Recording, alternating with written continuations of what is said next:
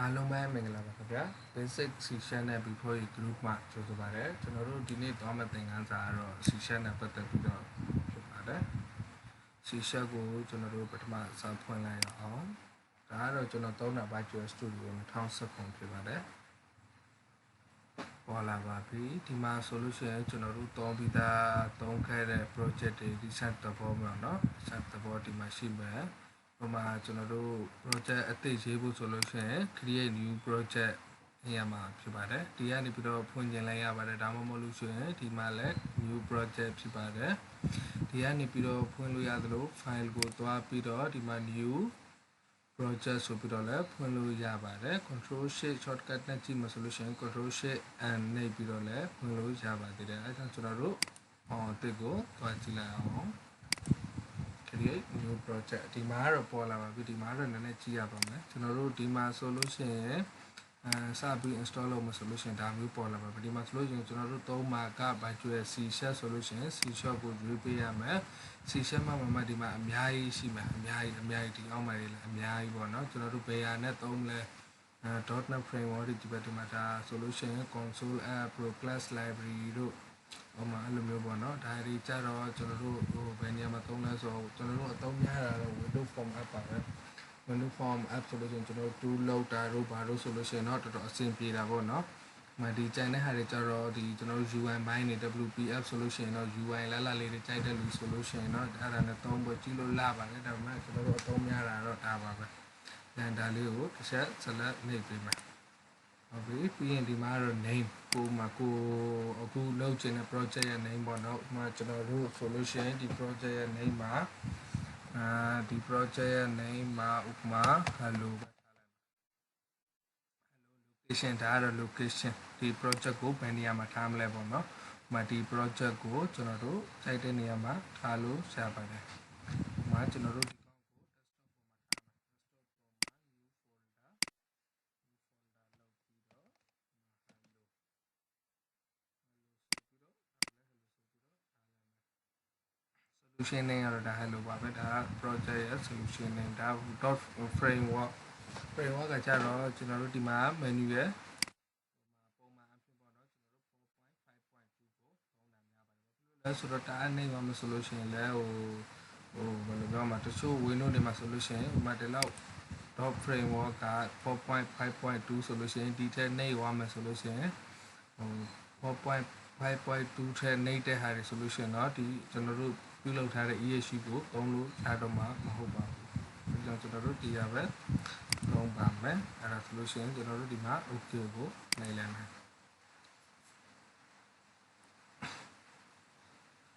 ဒီမှာ project အသစ်တည်ဆောက်နေပါပြီခဏလေးစောင့်ပေးပါဒီမှာပေါ်လာပါပြီဒါကတော့ကျွန်တော်တို့ရဲ့ window form ပေါ့နော်ကျွန်တော်တို့ဒီမှာကလိုတဲ့ဟာလေးတွေကိုလိုတဲ့ဟာလေးတွေအကုန်လုံးဒီမှာရပါမယ်ကိုဒီမှာ solution ဘာလို့ရှင်းလိုက်တဲ့ပုံကြည့်နေတာ solution တော့ဒီမှာ tool box ထဲကနေပြီးတော့မှာ picture box တို့မှာ picture box လေးယူထည့်လိုက်picture box လေးယူထည့်လိုက်အဲ့လိုပေါ့နော်ဒီမှာဒါကတော့ window form ဒီမှာကျွန်တော်တို့ကြိုက်သလိုလုပ်လို့ရပါမယ်ဒါကတော့ဒီမှာကျွန်တော်တို့ဒါကတော့ tool box ဆိုတာကဒီ window form ပေါ်မှာသုံးလို့ရတဲ့ဟာဒီမှာလည်းများကို tool box ထဲမှာရရှိနိုင်ပါတယ်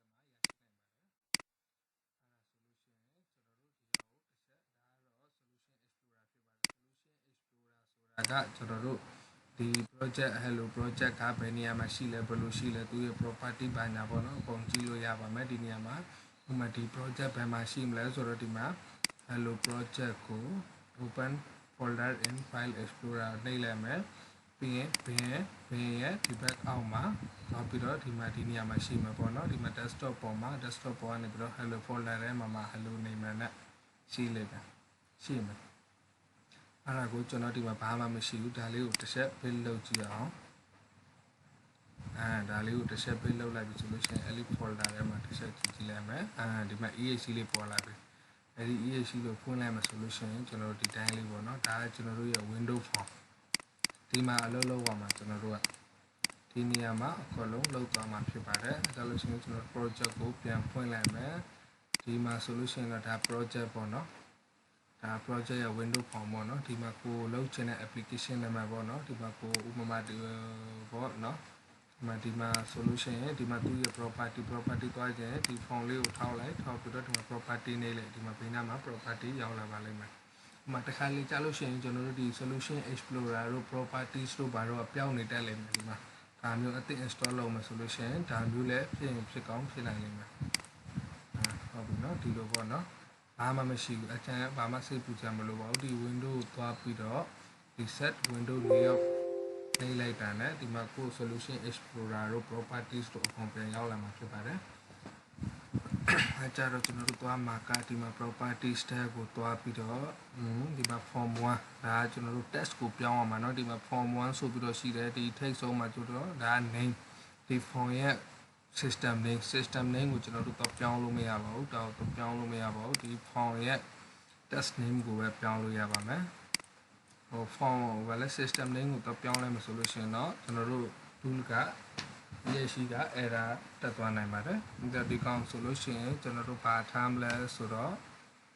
hello ဒီမှာကျန် hello tool ဖြစ်သွားပါပြီအဲကြောင့်ဒီကောင်ကျွန်တော်တို့ရဲ့ဒီကောင်ကြတဲ့ကိုလူချင်းတလောက် tool ပေါ့နော်ကျွန်တော်တို့ရဲ့ဒီ form လေးကိုကြတဲ့ကိုလူချင်းနဲ့ site ထားလို့ရပါတယ်ဥပမာလို့ဆိုလို့ရှိရင်ကျွန်တော်တို့ဒီကောင်လေးထားမယ်ပြီးတော့နောက်ဘာလဲဆိုတော့ဒါလေးကို build လုပ်ကြည့်လိုက်မယ်တ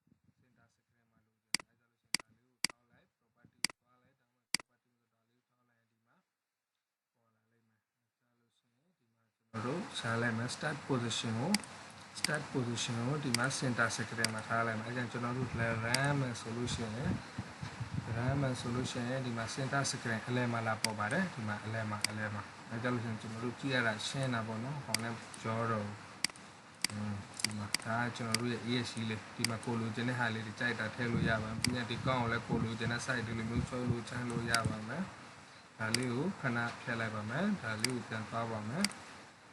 ဟုတ်ပြီဒီမှာအများကြီးလုံးလို့ရပါသေးတယ်ဒီ form ရဲ့ properties ကိုဆိုလို့ရှိရင်အများကြီးကိုစိတ်ကြိုက်ပေါ့နော်ဒါလေးကိုတစ်ချက်ကျွန်တော်တို့ share လိုက်မယ်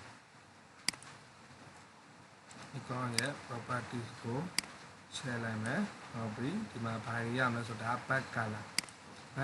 ဆိုလို့ရှိရင်ကျွန်တော်တို့ဒီ form ရဲ့ပေါ့နော်ဒီမှာ form ဒီမှာဒါမျိုးလေးရောင်းလေးလမ်းလေးပေါ့နော်ဒီမှာအဲ့လိုပဲဒီမှာအများကြီးပြီးတော့ဘာတွေရမလဲဆို auto size ဆို scroll menu တို့ဒီမှာအများကြီးပဲ control box တို့ true background image အမှာပေါ့နော်ဒီမှာဒီတက်မှရှိတဲ့ဒီ font style တွေဘာတွေလဲ font style တွေဘာတွေကအစပြောင်းလို့ရပါမယ်ဒီမှာ font ကိုဆိုလို့ရှိရင်ကိုလိုချင်တဲ့ font style ပေါ့နော်ဒီကနေပြီးတော့ရွေးလို့ရပါမယ်ကိုလိုချင်တဲ့ font style ထားလို့ရပါမယ်ဒီဒါကတော့အခု window font ဒါကတော့သူတို့ကအများကြီးပြင်စရာမလိုပါဘူးဒီကောင်ကိုကျွန်တော်တို့ button တစ်ခုထည့်ကြည့်မယ်အလုပ်လုပ်ဖို့ဆိုလို့ရှိရင် toolbox ထဲကိုသွားမယ် toolbox ထဲကနေပြီးတော့မှကျွန်တော်တို့ဒီမှာဥပမာတစ်ခုပေါ့နော်ဒါမဲ့လောလောဆယ်ကကျွန်တော်တို့ button လေးတစ်ခုကိုဆွဲထည့်လိုက်လို့လည်းရပါတယ်ဒါမှမဟုတ်ဘူးဆိုလို့ရှိရင်ဒီကောင်ကို double click လုပ်လိုက်လည်းရပါတယ်ဟုတ်ပြီနော်ဒီမှာအဲ့ဒါတစ်ခုဖြစ်သွားပါပြီတစ်ခုကိုခဏဖြတ်အောင်ပဲကျွန်တော်တို့ပုံစံအမျိုးမျိုးပြောင်းကြည့်အောင်ဒီ button 1လေးဆိုလို့ရှိရင်ထုံးတဲ့အတိုင်းပဲကျွန်တော်တို့ properties tab ကိုသွားမယ် test ကဒီမှာ button 1ဆိုတော့ button ကိုကျွန်တော်တို့ဥပမာပို့ထားခြင်းတဲ့ဟာပေါ့နော် click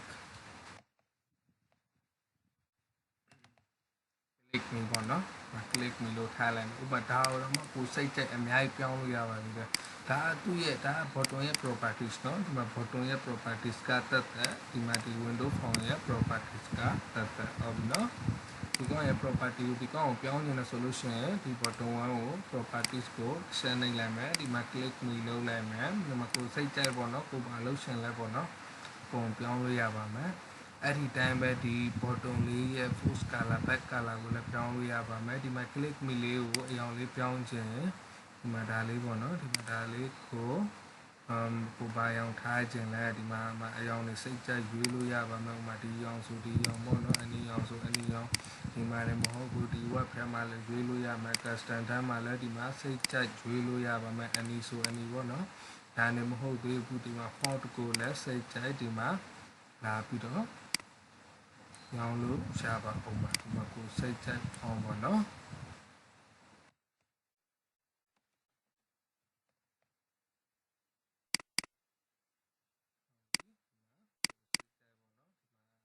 ဒီ font size ကိုလည်းစိတ်ကြိုက်အောင်လို့ရပါမယ်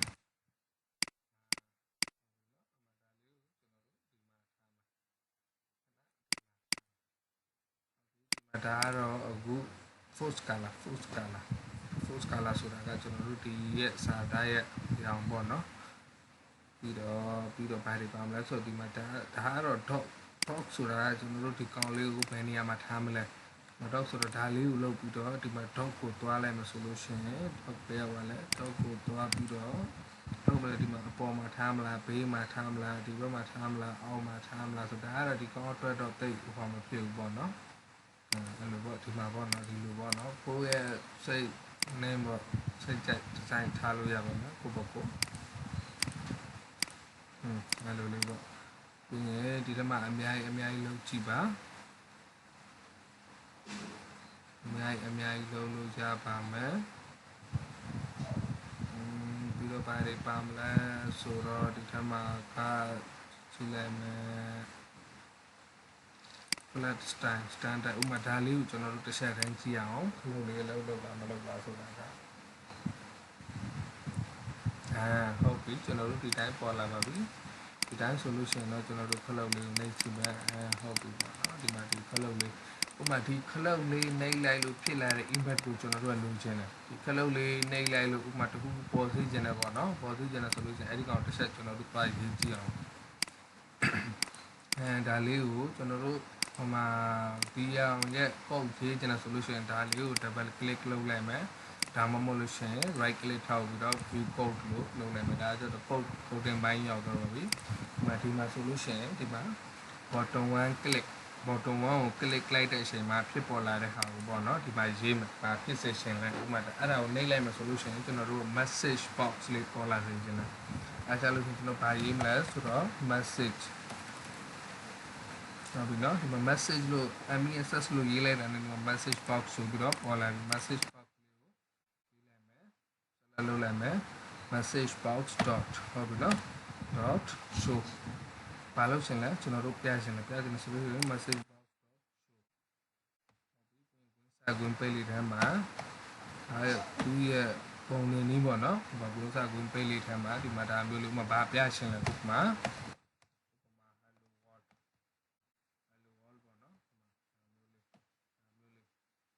သူ့ရဲ့ formula ပဲဒီကောင်လေးလည်းထည့်ပေးရမယ်နော်ဒါလေးကမရှိလို့မရဥပမာဒါလေးတစ်ခုခုကြံ့နေတယ်မားနေတယ်ဆိုလို့ရှိရင်ဒါမျိုးလေး error တေချာပေါက် error ဒါမျိုးတက်နေလိမ့်မယ်ဒါမျိုးအယောင်လေးဒီမျိုးလေးဟုတ်ပြီနော်အဲကြလို့ရှိရင်ဒါလေးကိုဆန်ထားလို့မရဘူးအဲကြလို့ကျွန်တော်တို့ရဲ့ဒီခလုတ်ကအလုပ်လုပ်လားမလုပ်လားဆိုကျွန်တော်တို့ဘယ်လိုစစ်မလဲပြန်ရမ်းလိုက်မယ်ဒါလေးကိုတစ်ချက်ပြန်ရမ်းလိုက်မယ်ရမ်းပြီးတော့ဒီမှာကြည့်လိုက်မယ်ဒီခလုတ်လေးကိုတစ်ချက်နှိပ်ကြည့်လိုက်မယ်ကျွန်တော်တို့ဒီမှာ hello world ဆိုပြီးတော့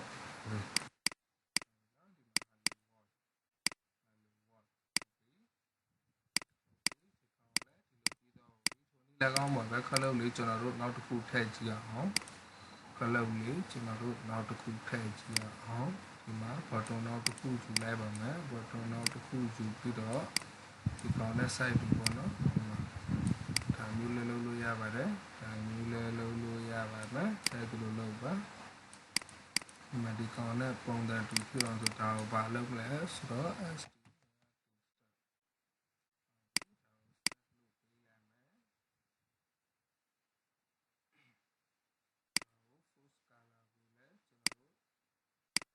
ပုံစံတူအောင်ဆိုလို့ရှိရင်အရင်ပေးလိုက်မယ်ပြီးတော့ font style ကိုလည်းကျွန်တော်တို့ပေးလိုက်မယ်ဆိုတော့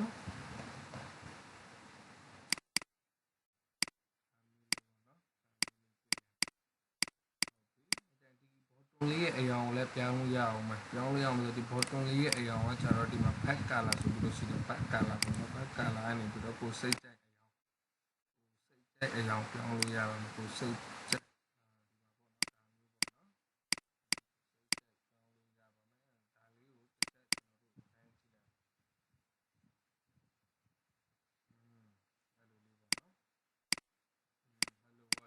တော့ကျွန်တော်တို့ဘာမှမထည့်ရသေးတဲ့အတွက်ဘာမှပေါ်လာသေးမှာမဟုတ်သေးဘူးဥမာဒါလေးကိုကျွန်တော်တစ်ဆက်ကြည့်ကြည့်အောင်ဒါလေးကြတော့ကိုဟိုဒီဖုန်းလေးကိုကြတော့စိတ်ကြိုက်ဟိုဗာလဲ resize လုပ်လို့ရတယ်ပေါ့နော်ဒါမျိုးမလုပ်ရင်လည်းကျွန်တော်တို့ဒီ file လေးကိုပိတ်ထားလို့ရပါတယ်အဲ့ဒါ properties ကိုတွားမယ် properties ကိုတွားပြီးတော့ဒီ count ကို resize able ချက်ချကြည့်မယ်ကျွန်တော်တို့ဘယ်နှမှာလဲဆိုတော့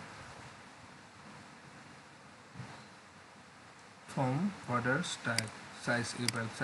ကိုကျွန်တော်တို့ဗာစားမလဲဆို fix tool window လို့ထားပြီးတော့ကျွန်တော်တို့ပြန် start လုပ်ကြည့်အောင်ဟု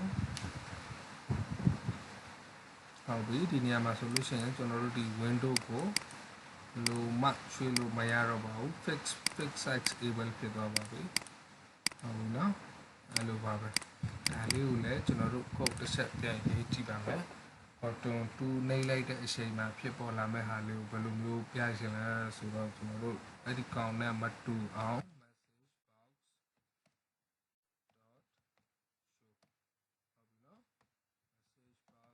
show ကျမ်းမှာပြမလဲဆိုတော့ hello မြန်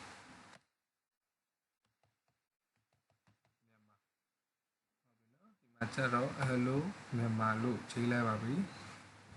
hello မြန်မာဒါကိုတစ်ချက်ပြန်ရမ်းကြည့်မယ်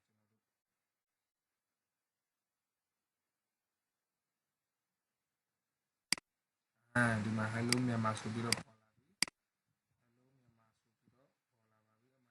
ဆက်ရေးခြင်းသေးတယ်ဆိုလို့ရှိရင်ဒီမှာဆက်ရေးလို့ရပါဦးမယ်ဒါလေးကိုဆွရှိကဒါလေးနဲ့ပိတ်ပြီးတော့လုံးလဲဆိုတော့ကျွန်တော်တို့ comma လေးခံပြီးတော့ဒီမှာဘယ်လိုလဲဆိုတော့ hello ဟုတ်ပြီနော်ဒီမှာနောက်တစ်ခုနောက်တစ်ခါစာလေးနဲ့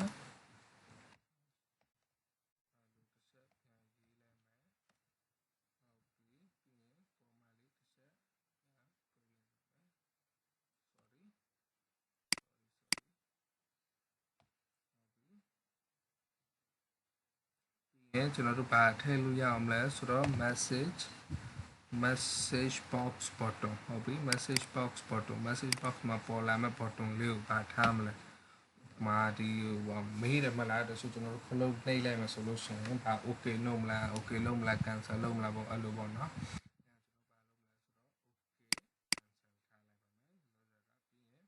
ဒီ icon လေးပေါ်မှာ icon ဒီမှာပြတယ်လေ message box button ဟုတ်ပြီနော်ဒီမှာ message box button နောက်တစ်ခါဆိုဘာထားမလဲ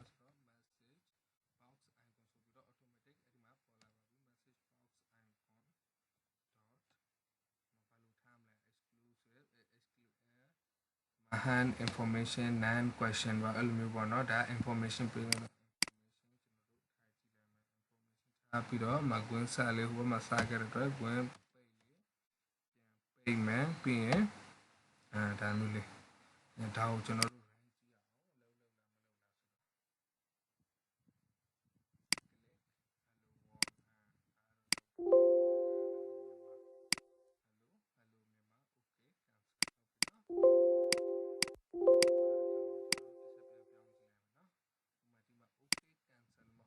နဲ့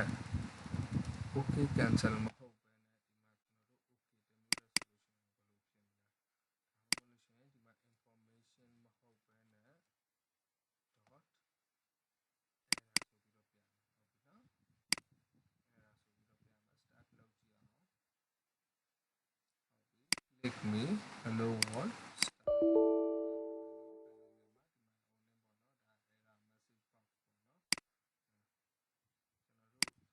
တော့ဒီလောက်လေးပဲကျွန်တော်တို့မသိတဲ့ရှင်နားမလဲတာမရှင်းတဲ့ရှင်ကျွန်တော်ကိုမေးလို့ရပါမယ်ဟယ်လိုကျေးဇူးတင်ပါတယ်